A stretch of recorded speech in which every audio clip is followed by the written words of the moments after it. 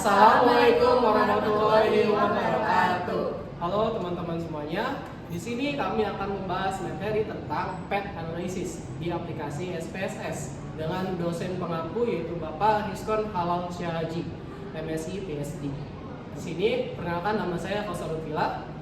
Saya Amrami Kamisanti. Saya Hana Evelina. Saya Sarinda Putri Damari Kesir.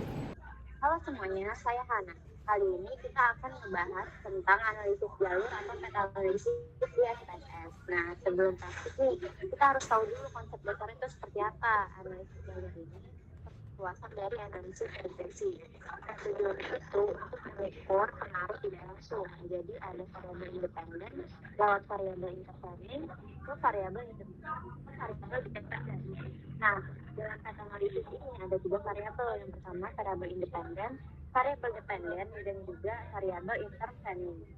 Nah, intervening ini yang menjadi perantaranya. Bisa dilihat X1 itu sebagai kompensasi, X2 sebagai lingkungan kerja, dan Y-nya itu kinerja karyawan. Nah, Z-nya itu kepuasan kerja.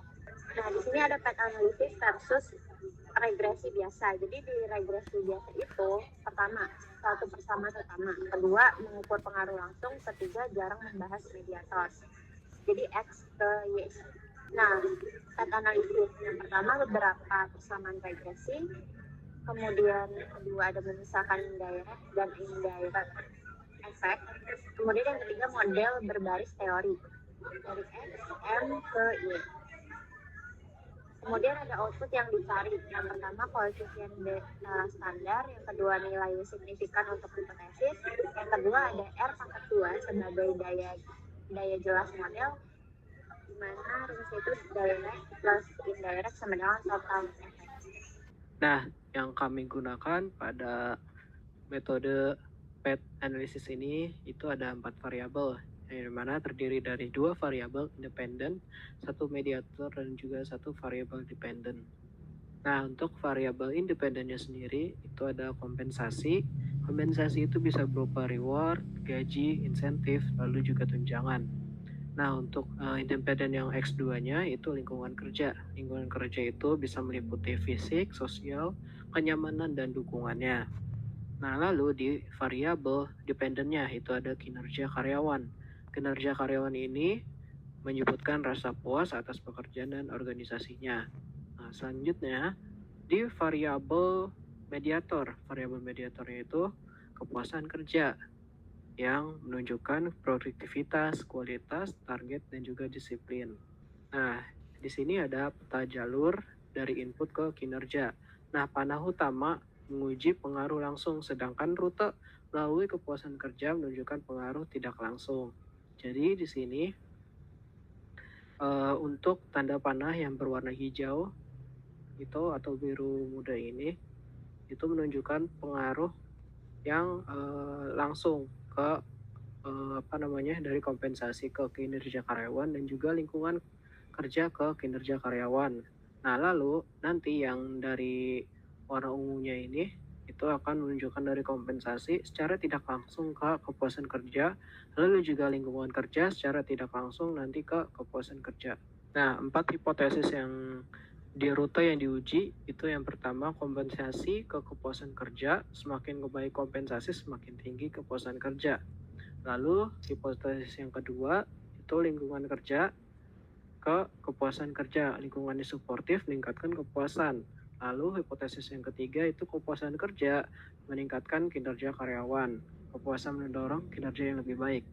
Nah, terus hipotesis empatnya kompensasi dan lingkungan kerja itu memiliki pengaruh terhadap kinerja melalui kepuasan. Jadi kepuasan itu menjadi jalur mediasi pengaruh.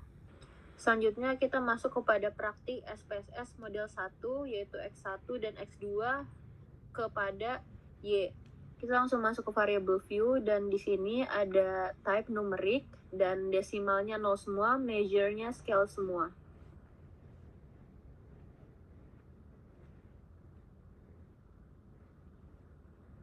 Selanjutnya kita langsung ke analyze, pilih regression dan linear. Untuk dependennya kita klik kepuasan Z Dan juga independennya kita klik kompensasi X1 dan lingkungan X2.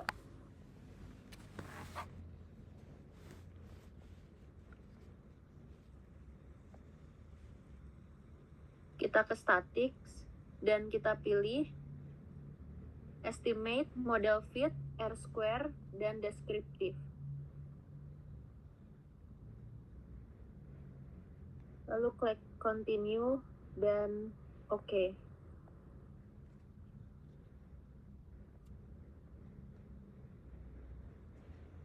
Di sini keluar hasil regressionnya.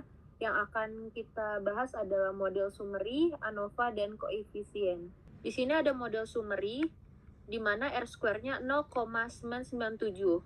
Jadi R-square sebesar 0,997 atau 99,7%, artinya kepuasan kerja dipengaruhi kompensasi dan lingkungan kerja. Dan model kami sangat kuat. ANOVA-nya dengan nilai signifikan 0,00, jadi model regresi kami fit dan layak digunakan. Koefisiennya di kolom B dan signifikan kompensasi B sama dengan 0,586 dan signifikan 0,00 sama dengan H1 diterima.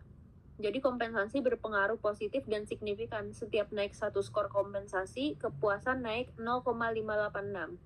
Oke. Lalu kesimpulan pada model 1 ini berdasarkan tabel coefficients, nilai signifikan kompensasi adalah 0,000 dan lingkungan kerja adalah 0,001. Karena keduanya lebih kecil dari 0,05, maka H1 dan H2 diterima. Artinya, kompensasi dan lingkungan kerja berpengaruh signifikan terhadap kepuasan kerja karyawan. PT AS 28 Group nilai R-square model 1 sebesar 0,997 juga menunjukkan model kami sangat kuat menjelaskan 99,7% variasi kepuasan kerja. Lalu pada model 2 untuk H3 dan H4, nah untuk menjawab hipotesis 3 dan 4 ini tentang pengaruh tidak langsung, kita analisis lagi model 2. Caranya sama seperti model 1, tetapi variabel dependennya kita ganti jadi kinerja karyawan, sedangkan variabel interveningnya adalah kepuasan kerja. Jadi kita lihat apakah kompensasi dan lingkungan kerja berpengaruh ke kinerja karyawan melalui kepuasan kerja. Jadi, intinya PET analisis itu adalah regresi bertahap untuk melihat pengaruh langsung dari X1 dan X2 ke Y, serta pengaruh tidak langsung melalui variabel intervening Z. Sekian penjelasan dari kami berempat, kurang lebihnya mohon maaf, terima kasih. Terima kasih untuk teman-teman yang sudah menyaksikan. Wassalamualaikum warahmatullahi wabarakatuh.